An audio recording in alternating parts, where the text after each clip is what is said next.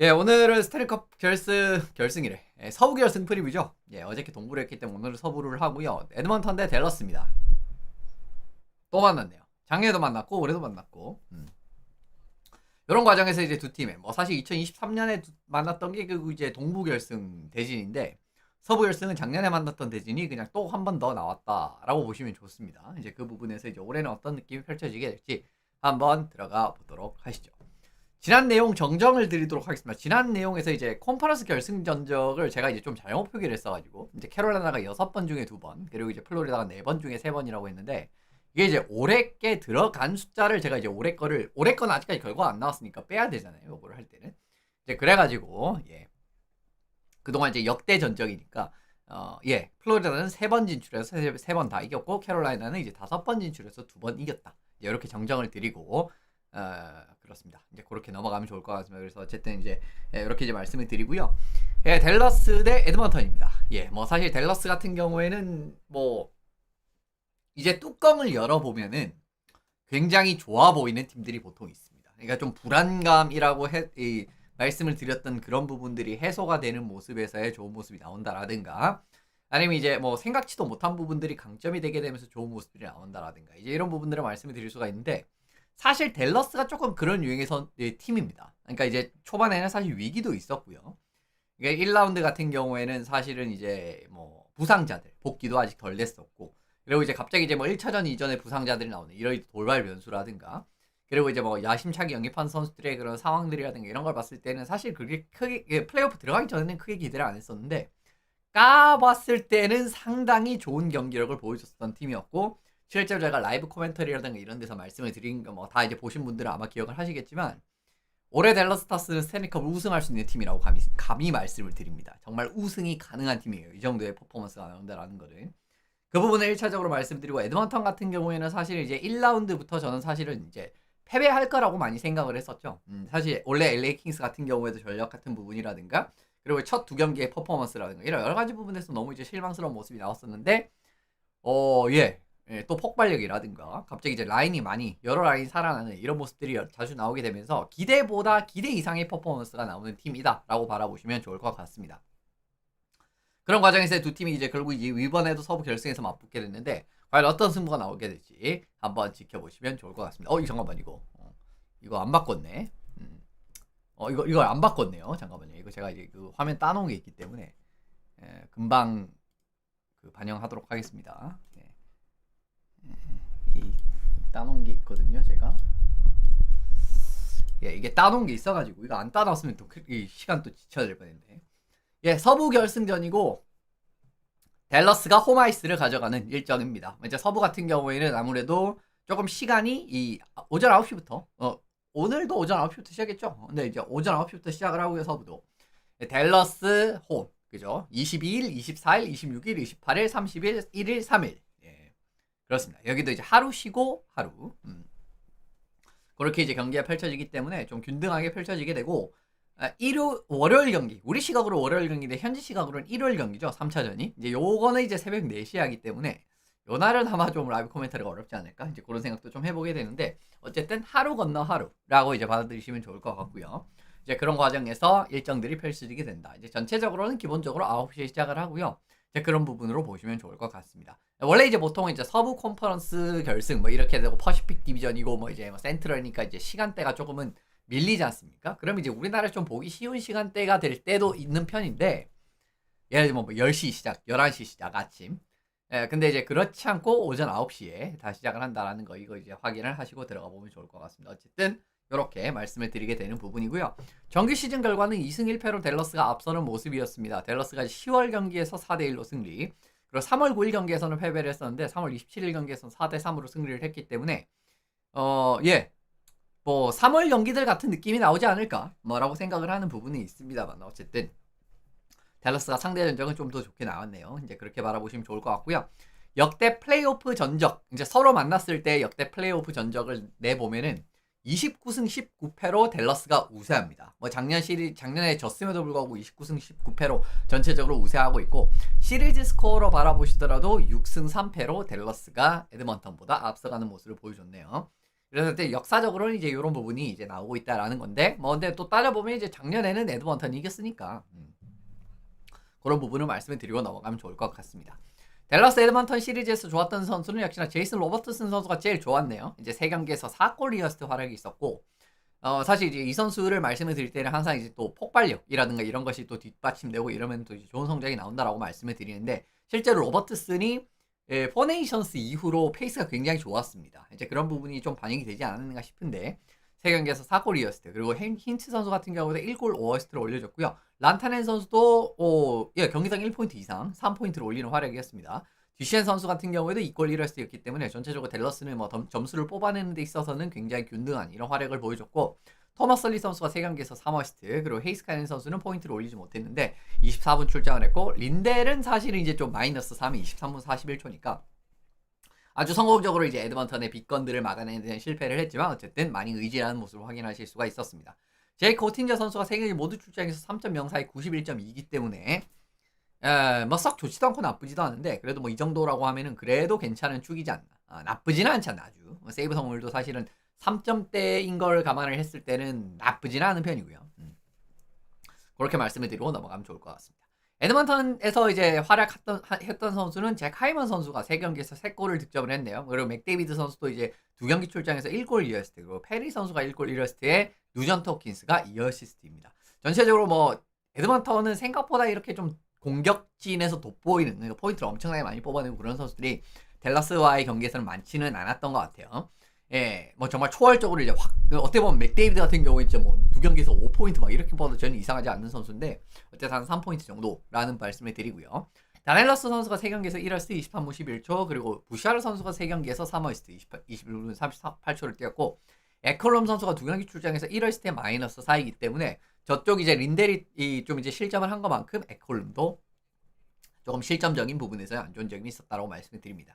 스튜어트 스키너 선수가 3경기 다 출장해서 3.99에 84.1%였었기 때문에, 물론 이제 뭐 서부 결승부터는 피커드가 복귀를 하겠지만 어쨌든 지난 베이거스 시리즈에서는 정규 시즌에서 좋은 모습을 보여줬기 때문에 피커드의 돌발 부상 변수가 나왔을 때 스키너가 그냥 출장해가지고 굉장히 좋은 모습들을 보여줬지 않습니까? 근데 올해 만약에 이제 피커드가 무너지는 모습을 보여주게 됐을 때 스키너가 좋은 모습을 보여줄 수 있을까? 이건 한번 지켜보셔야 될 것 같아요. 왜냐면 댈러스 정규 시즌 상대로 굉장히 안 좋았기 때문에 그런 부분 바라보시면 좋을 것 같습니다. 2시즌 연속 서부 결승에서 만난 두 팀이 되게 됐고, 뭐 이제 마찬가지로 리매치 같은 느낌이 되겠죠. 그렇습니다. 아까 이제 뭐 이건 서두에서 설명드렸으니까 넘어가고요. 컨퍼런스 결승 대결에서는 에드먼턴이 2승 1패로 이렇게 뭐 우위하다라고 말씀드렸어요. 아까 이제 시리즈 전체는 뭐 6승 3패 뭐 이렇게 보여드렸잖아요.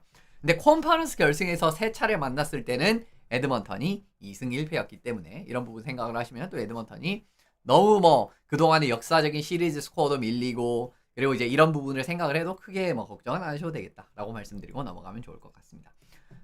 그죠? 뭐 컨퍼런스 결승에서의 승률은 이렇습니다. 에드먼턴은 11번 진출해서 8승이고요. 그리고 이제 댈러스 같은 경우에도 뭐 9번 진출해서 4승인데, 에드먼턴이 이제 그때 이제 5연패 할 때라든가, 5연패가 아니라 그때 스탠리컵 5번 우승하고 뭐 이제 그럴 때가 있었잖아요. 그죠? 황금의 시대. 그 시대에도 어느 정도는 들어가 있고 하기 때문에 일단 어쨌든 컨퍼런스 결승 승률 자체는 에드먼턴이 아마 NHL 역사상으로도 굉장히 많이 진출한 것도 그렇고, 제일 많이 승리한 것도 그렇고 그런 부분의 기록들을 가지고 있을 겁니다. 어쨌든 그 부분 말씀을 드리게 되고, 댈러스도 뭐 사실 9번에서 4번 정도면 그렇게 나쁜 건 아닙니다. 그렇게 말씀을 드리고 넘어가면 좋을 것 같습니다. 에드먼턴의 예상 라인업은 뭐 이런 느낌이지 않을까. 결국 이제 지난 경기에서 맥데이비드와 드라이자이트를 분산하는 선택을 했죠. 그러니까 베이거스 골든나이츠 시리즈 도중에 사실 맥데이비드랑 드라이자이트를 계속 묶어서 출전을 했었는데 그거를 이제 좀 떨어뜨리는 선택을 했었고, 아마 이제 1차전도 그렇게 가지 않을까 생각이 듭니다. 아무래도 이제 에드먼턴, 댈러스 같은 경우에도 이제 좀 뎁스가 확실하게 좀 좋은 팀이기 때문에 그런 과정에서 좀 다양하게 이제 좀 분산을 하는 게 조금 더 좋지 않을까라고 생각을 하는 부분이고요. 뭐 요 조합은 사실은 많이 나오죠. 누전트 호킨스, 맥데이비드, 하이먼 같은 경우에도 그랬고, 뭐 작년에도 많이 나왔었고, 그리고 이제 이 라인 같은 경우에도 포드 콜진 드라이자이틀이 어떻게 보면은 또 엄청나게 오래 호흡을 맞춘 조합이고요. 거기다 이제 카파네인이 들어오면서 지난 시리즈 클린처를 기록을 했었던 그 선수죠. 이제 그렇게 들어오게 됩니다.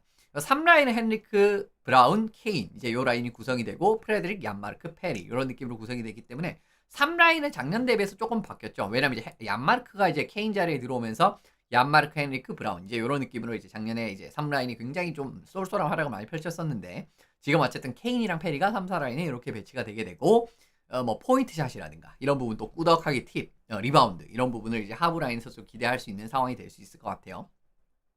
맥데이비드 드라이자이트를 같이 붙일 때는 페리 선수가 같이 올라오는 그런 그림도 있었는데 어쨌든 이제 이 베이거스 시리즈 때부터 이제 좀 분산되기 시작하더니 아마 1차전도 이렇게 가지 않을까라고 보고 있는 부분입니다. 수비진 같은 경우에는 쿨러크랑 부샤르 그리고 이제 너스, 스태처, 월먼, 클링벨인데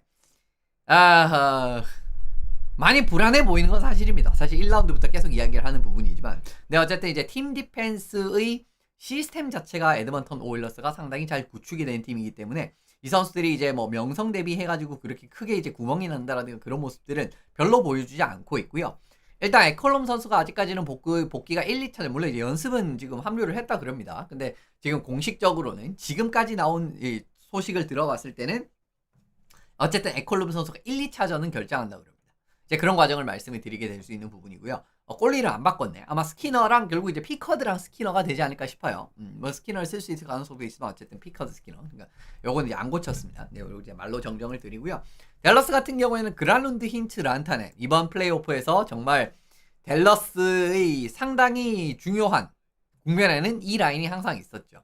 이제 그런 과정에서 이제 그란룬드, 힌트, 란타넨 핀란드 3명으로 구성된 이 라인이 정말 이제 대단한 모습을 보여주고 있고요. 이 라인의 로버트슨, 듀시엔, 존스턴으로 지금은 뭐 연습을 들어가고 있다 그럽니다. 그리고 3라인의 마치먼트, 스틸, 세긴에다가 4라인의 벤, 백, 다도노프. 아무래도 이제 4라인의 마치먼트랑 벤을 좀 집어넣을 이유를 조금은 추측을 해보면은 저쪽에도 이제 페리랑 그런 이제 친구들, 좀 이제 사이즈가 큰 친구들이라든가 이런 친구들이 좀 들어오기 때문에 거기에 좀 대응할 만한 건데 마치먼트는 솔직히 말씀드리면 사이즈 대비해서 피지컬 플레이를 그렇게 잘하는 편은 아닌데 그런 느낌으로 대응하지 않을까 좀 멋대로 상상을 해보고요. 원래 같은 경우에는 이제 듀시엔, 세긴, 그 다음에 마치먼트 이 조합을 물론 이제 뭐 시리즈 도중에는 이 조합으로 회귀할 가능성도 있습니다. 근데 듀시엔, 세긴, 마치먼트 조합이 지난해 같은 경우에도 그렇게 큰 힘을 쓰지는 못했었거든요. 에드먼턴 시리즈에서. 그런 것도 아무래도 올해 요 선수들을 좀 분산시키는 선택을 하지 않았나라는 생각이 들고요. 어쨌든 로버트슨이라든가 마치먼트 벤, 뭐 지금 뭐 라인인의 뎁스라든가 그리고 이제 좋은 선수들의 분포 이런 부분 자체는 상당히 댈러스도 인상적이다 말씀을 드리면 좋을 것 같습니다. 수비진은 헤이스카넨 선수가 이제 풀타임으로 복귀할 것처럼 보이고요. 사실 이제 헤이스카넨 선수가 지난 시리즈 도중에 돌아왔는데 10일치를 냈죠. 그러니까 헤이스카넨 선수가 아직까지 이제 몸 상태가 100%가 아니기 때문에 공격수 11명에 수비수 7명을 쓰면서 헤이스카넨이 이제 아이스타임 좀 조정도 해주고 이런 그림의 운영을 했는데 아마 이번 시리즈부터는 그냥 12-6으로 그냥 그대로 갈 것 같습니다. 일반적인 수준에. 그러니까 이제 결국 이제 헐리랑 헤이스카넨 이 두 명의 선수는 지금 1라인에서 어마무시한 활약을 뭐 지난 시즌부터 보여주고 있죠. 그리고 이제 린델이랑 세시를 뭉치게 되면서 어떻게 보면 상대방의 좀 이제 강력한 공격 툴 선수들을 좀 제어할 만한 움직임이 나오고 있고요. 그리고 이제 리안 비셜 선수랑 페트로비치 이제 이렇게 이제 3라인 이제 구축이 되게 되면서 수비진 1, 2, 3라인 구축이 됐다라고 말씀을 드리고 이제 골리는 뭐 오틴저 선수라고 바라보시면 좋을 것 같습니다. 어쨌든 이제 전체적으로는 지금 뭐 벤이랑 로버트슨 자리도 이제 좀 왔다 갔다 하는 모습들을 많이 보여주고 있고요. 그러니까 레프트 윙 자리 2라인, 3라인, 4라인이 요즘 들어서 좀 자주 바뀌고 있다. 댈러스는 조합 자체가. 그런 과정에서 이제 좀 지켜보시면 좋지 않을까라고 말씀을 드립니다.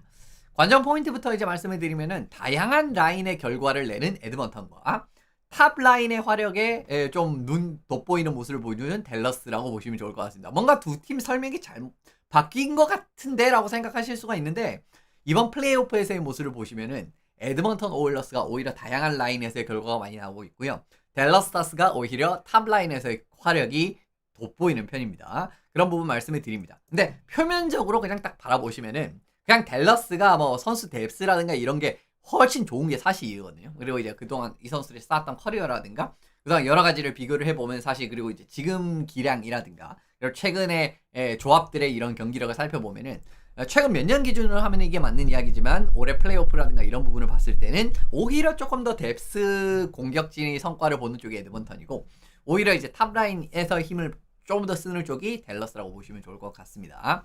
실제로 이제 플레이오프 댈러스 에드먼턴 주요 라인별 득점 순위를 보시면요. 그냥 이제 라인에서 이제 골 넣은 순위대로 이제 그냥 이제 뽑아온 건데 맥데이비드 라인이 팟 8골 득점을 했기 때문에 리그 전체 라인 중에 이제 3위에 올라 있었고요. 힌츠 라인이 4위, 7골이었습니다. 거의 차이가 안 나죠.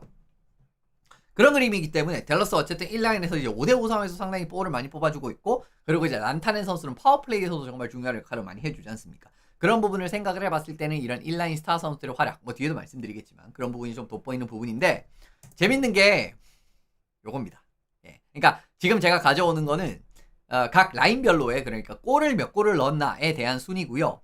그리고 이거는 이제 리그 전체 라인을 대상으로 한 결과라는 거 한 번 더 말씀을 드립니다. 마티아스 얀마르크 선수 라인이 5골 넣어서 이제 7위에 올라 있었고, 댈러스의 와이어 존스턴 라인이 4골 넣어가지고 12위. 물론 이제 공동 12위, 공동 18위 이런 게 엄청나게 많습니다. 그리고 이제 공동 18위에 올라있던 라인이 헨리크랑 뉴전트 호킨스 라인이 3골씩을 득점을 해가지고, 지금 보시면은 댈러스가 오히려 위에 올라있고 있지 못하죠. 그러니까 우리가 이미지로 바라봤을 때는 댈러스가 오히려 얀마르크 라인처럼 5골 이상 넣었을 것 같고, 그리고 디시엘 라인 같은 경우, 그러니까 이제 존스턴 라인 같은 경우가 뭐 예를 들면 뭐 4골, 5골 이렇게 뭐 더 넣어가지고 정말 뎁스로 이렇게 찍어 누를 것 같은 느낌이 있는데, 실제로 그렇지 않았다라는 겁니다.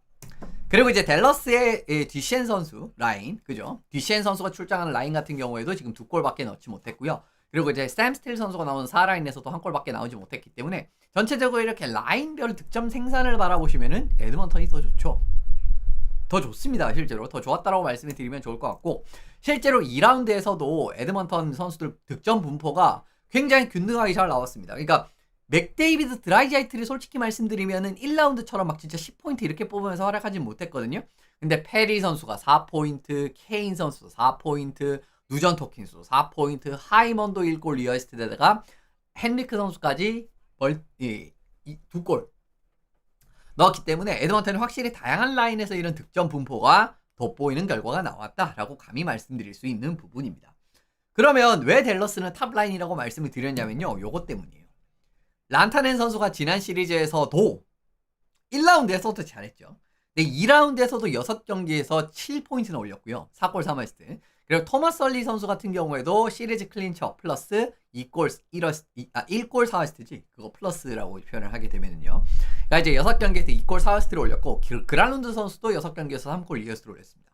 이러니까 확실히 1라인에서는 좀 돋보이는 선수들이 여전히 이 팀이 있었다라는 겁니다. 물론 이제 에드먼턴도 1라인에 드라이자이틀, 맥데이비드, 뭐 부샤르 이런 선수들이 다 잘했습니다. 근데 이제 거기에 좀 걸맞을 수 있을 만큼의 댈러스, 그리고 이제 란타넨 선수가 이번 플레이오프에서 승부처라든가 이런 전체적인 부분에서의 활약 임팩트 자체가 어마무시하잖아요.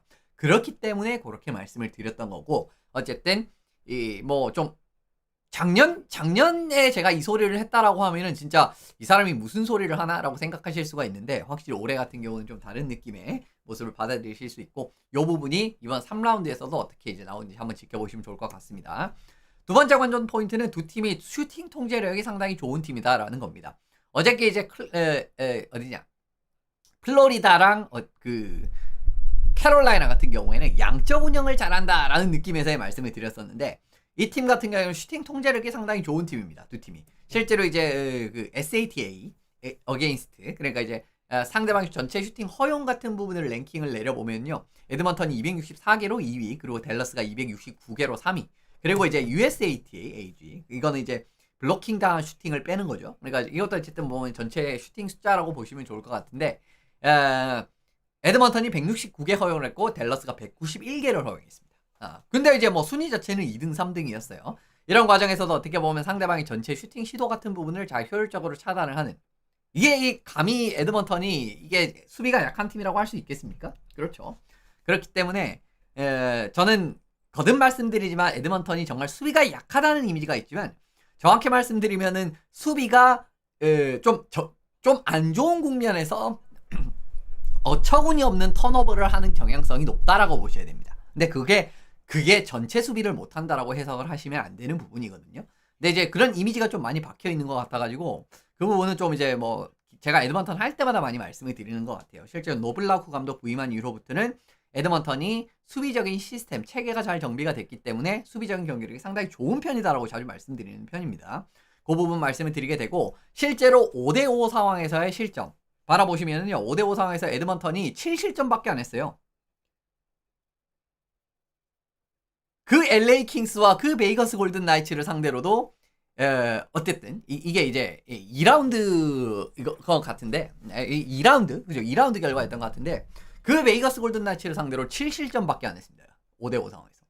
그리고 이제 댈러스 같은 경우에도 8실점밖에 안 했기 때문에 이런 이제 5대5에서의 슈팅 차단 같은 부분이 결과로도 정직하게 이어지는 부분이 있다라고 말씀을 드립니다. 에드먼턴은 이제 리그에서 가장 적은 실점이었고 댈러스가 아마 3등, 그죠? 7골 5대5에서 7골 먹힌 팀이 아마 2팀이 있었던 것 같아요. 그러니까 이제 3위가 되는 거죠. 그렇게 말씀드리고 넘어가면 좋을 것 같습니다. 요거는 좀 갈리는 부분인데 댈러스의 파워플레이를 어떻게 통제하느냐, 이제 요거 이제 굉장히 중요한 시리즈의 관건이 되게 될 예정입니다.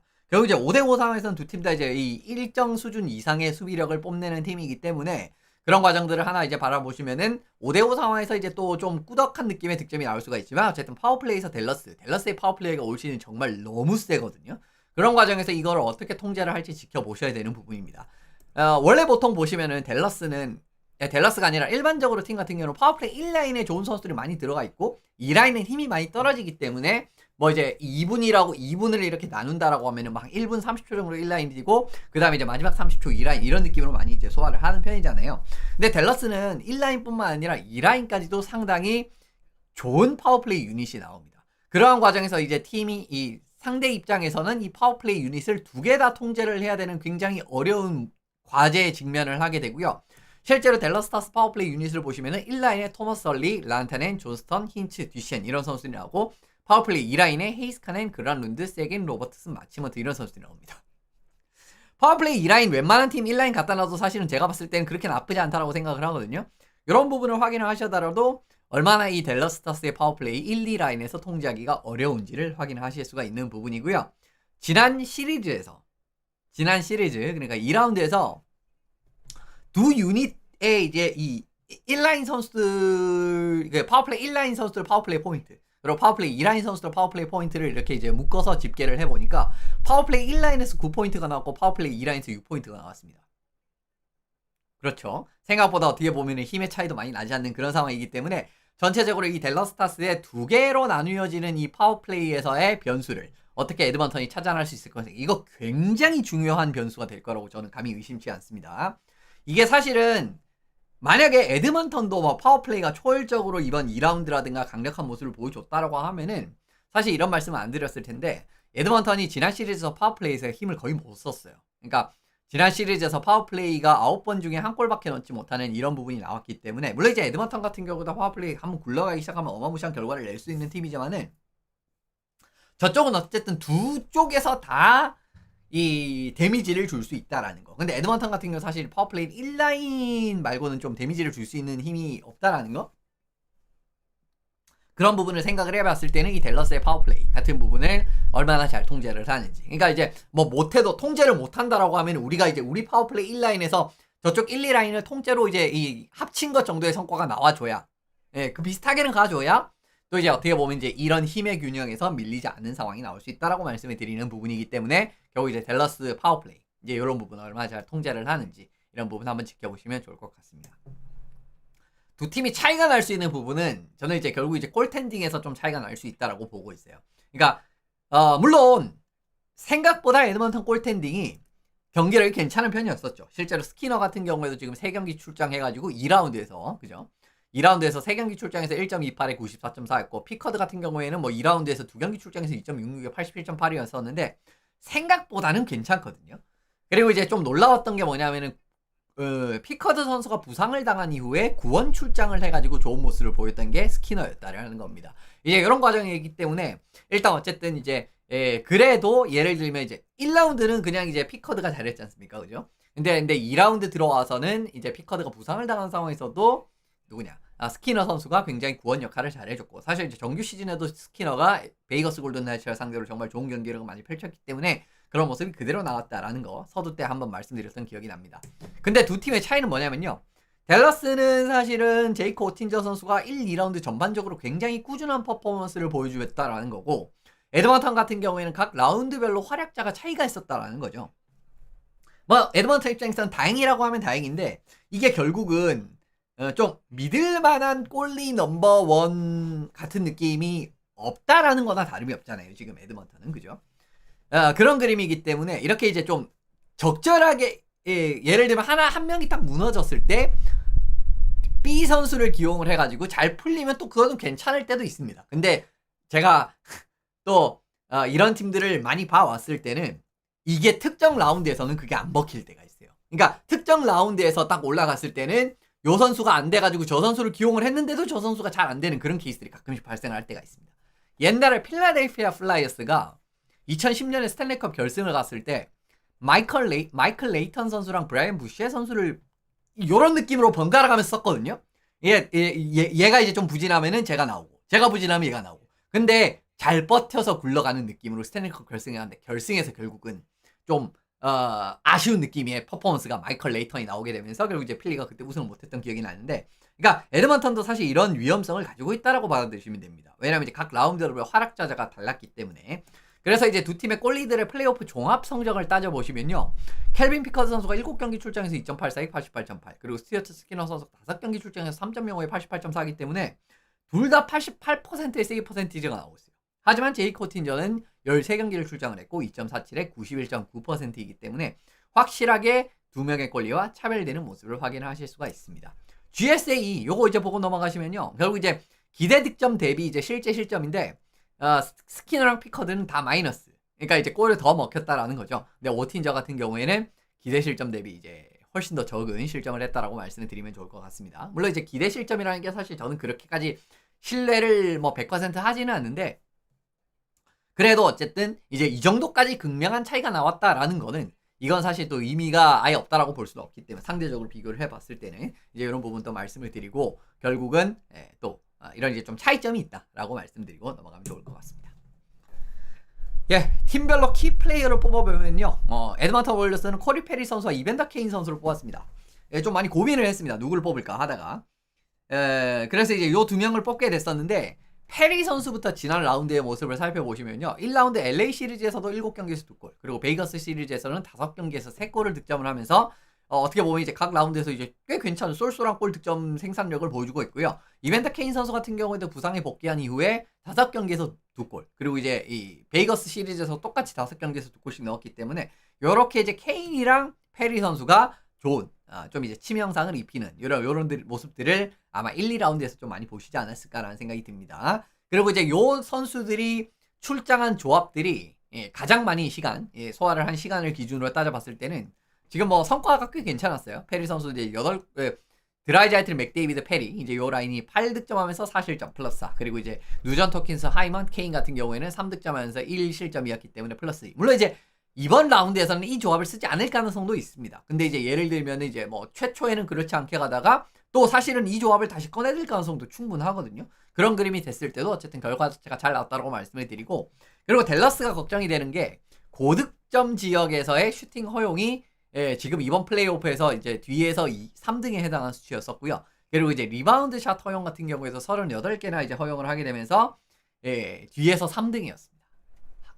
이 영역은 요 선수들이 정말 미쳐 날뛸 수 있는 영역이죠. 커리 페리 선수와 이벤더 케인 선수가 정말 미쳐 날뛸 수 있는 영역이 골대 앞, 그죠? 고득점 지역. 그리고 이제 어떻게 보면 리바운드 슈팅 이런 거 아니겠습니까? 근데 댈러스가 이런 찬스를 많이 내주는 경향을 가진 팀이다라는 겁니다. 그 그림을 살펴봤을 때는 케인이랑 정말 누구냐? 갑자기 이름 생각난다. 페리가 뭐 진짜 1라운드, 2라운드에서 그랬던 것처럼 이렇게 득점을 좀 보태주게 된다라고 하면은요, 생각보다 에드먼턴이 훨씬 더 이번 시리즈를 끌고 갈 수 있을 가능성은 충분하다라고 보고 있습니다. 그렇기 때문에 페리와 케인 이 두 명의 활약 지켜보시면 좋을 것 같아요. 댈러스는 제이슨 로버트슨 선수를 뽑았습니다. 로버트슨을 뽑았습니다. 란탄이 아니고 로버트슨을 뽑았는데 지금 이제 결국 복귀를 했죠.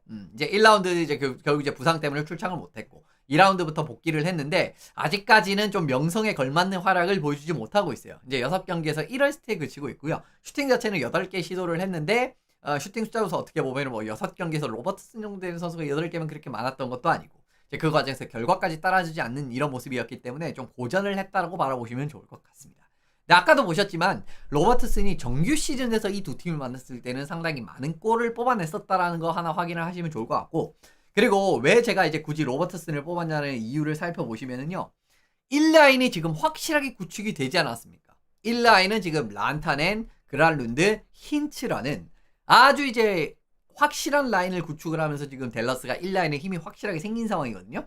그러한 상황에서 로버트슨을 2라인과 3라인에 뛰게 할 수 있는 상황이 됐다라는 겁니다. 그러니까 특정 그림에서는 2라인에 뛰었던 경기도 있었고 4라인 뛰었던 경기도 있었던 것 같기는 한데, 그리고 이제 뭐 3라인 뛰었던 경기도 있었고 뭐 실제로 뭐 11치를 했었기 때문에 실제로는 그거보다는 조금 더 역할을 받았다라고 봤는데, 어쨌든 이런 이제 미들식스에서 로버트슨을 쓸 수 있다라는 그 측면을 생각을 해봤을 때는 이 로버트슨이 이제 정말 좋은 모습을 보여줘야 될 것 같고요. 그 과정에서 아까 말씀드린 대로 지금 에드먼턴이 각 라인별로 생각보다 성과가 잘 나오고 있잖아요. 그러니까 댈러스 같은 경우에도 지금 이제 팀 뎁스를 따라가는 그림에서 이제 결과도 잘 나와야 되거든요. 예.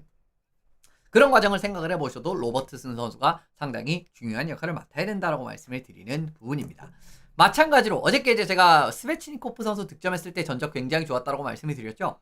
댈러스 스타스도 로버트슨 선수가 득점한 경기에서 89승 27패 19 연장패였습니다. 플레이오프에서는 그렇게 성적이 좀 오할이었기 때문에 좋지는 않았었는데, 어쨌든 이 선수가 득점을 하는 그림에서는 굉장히 큰 도움이 된다라는 거, 성적에도 결과로도 그렇게 증명이 되고 있고, 아까 이제 장황하게 설명을 드렸던 것처럼 에드먼턴의 이제 미들 식스에 대한 대응 카드로서 이제 들어갈 수 있는 부분, 1라인이 제대로 구축이 됐기 때문에 2, 3라인의 경쟁력까지도 추가적으로 확보를 하는 그림에서의 로버트슨의 활약까지도 펼쳐질 수가 있기 때문에, 이런 그림에서 로버트슨 선수의 활약이 이번 시리즈에서 상당히 중요할 거다라고 생각하는 부분입니다. 예. 그죠? 그렇습니다. 이거 잘못 적었네, 밑에. 예. 결론. 깔끔하게 고치고 갑시다. 결론.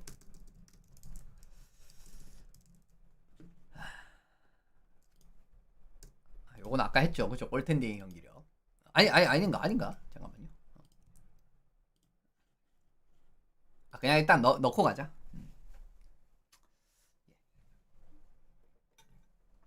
결론입니다. 네. 결론 말씀드리도록 하겠습니다.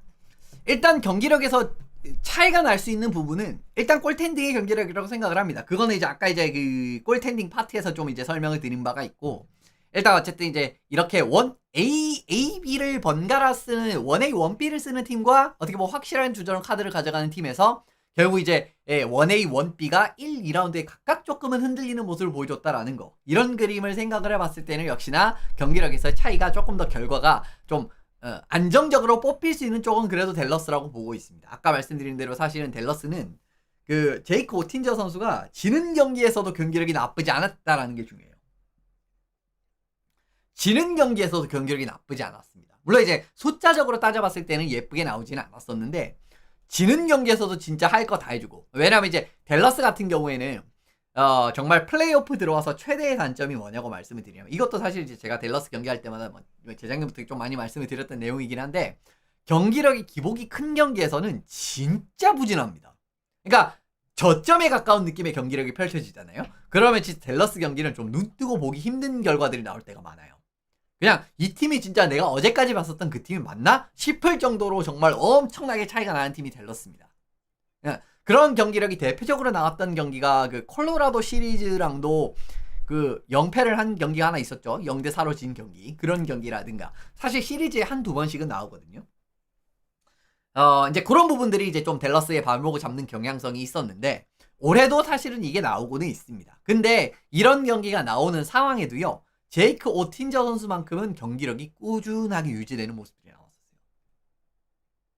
그 과정에서 어떻게 보면 이 오틴저 선수의 그런 확고한 카드로서 가지고 있는 부분에 대해서 강점을 일단은 말씀드리고 싶었던 부분이고, 그리고 이제 2024년 작년 서부 결승에서 가장 중요했던 변수가 뭐였냐면요, 파워플레이에서 극명한 차이가 났었거든요. 댈러스는 파워플레이 5번의 기회에서 한 골도 넣지 못했고, 에드먼턴 같은 경우에는 파워플레이 5번의 기회에서 4골을 넣으면서 여기서 차이가 많이 벌어졌었습니다.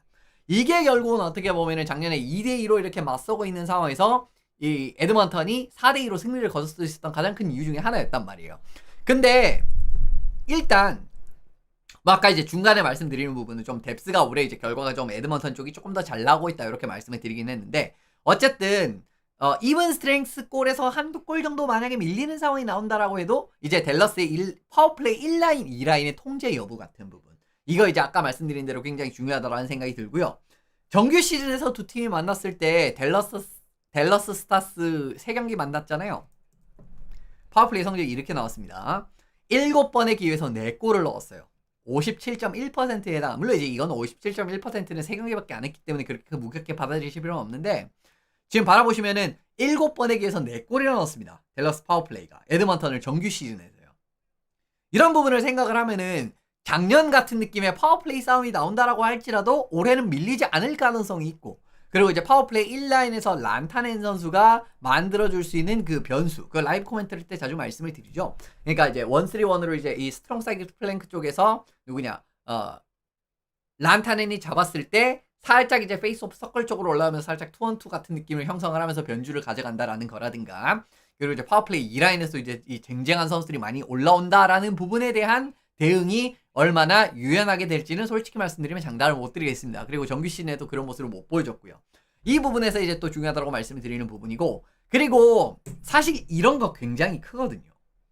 그러니까 마티아스 에클롬 선수가 1, 2차전 결장을 합니다. 그러니까 팀이 좋아지면 좋아질수록, 상대가 세면 세질수록 사실은 이런 선수들이 한두 경기 결장을 해가지고 패배를 하는 경기가 생기고, 만약 이제 에클롬 선수가 1, 2차전 결장을 한다라는 그대로 이제 결과가 펼쳐져가지고 1, 2차전을 에드먼턴이 다 진다라고 하면은, 이것 때문에 시리즈가 지는 상황들이 사실은 플레이오프를 오래 보시다 보면은 그런 경우들이 왕왕 생기거든요. 그러니까 에컬럼 같은 경우에는 서부 결승에 복귀할 수 있다라는 거는 굉장히 호재지만은, 이게 당장 1, 2차전에는 지금은 어렵다라는 이야기가 나오고 있기 때문에, 물론 이제 이 내용은 만약에 갑자기 서프라이즈 복귀를 하게 되면 이제 해당이 안 되는 이야기가 될 수가 있어요.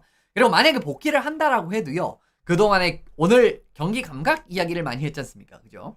그 라이브 코멘트로 오늘 이제 캐롤라이나랑 이제 그때 이제 들어오신 분들은 제가 이런 이야기를 많이 하는 거 말씀을 들으셨을 텐데, 이게 사실은 좋을 수는 없는 상황이라고 생각을 하거든요. 에컬럼도 이제 그런 부분에서 변수가 나올 수 있다라고 말씀을 드리게 되는 부분입니다. 그리고 댈러스가 지난해 대비 달라진 게 뭐냐면요, 확실한 1라인이 구축이 됐다라는 거죠.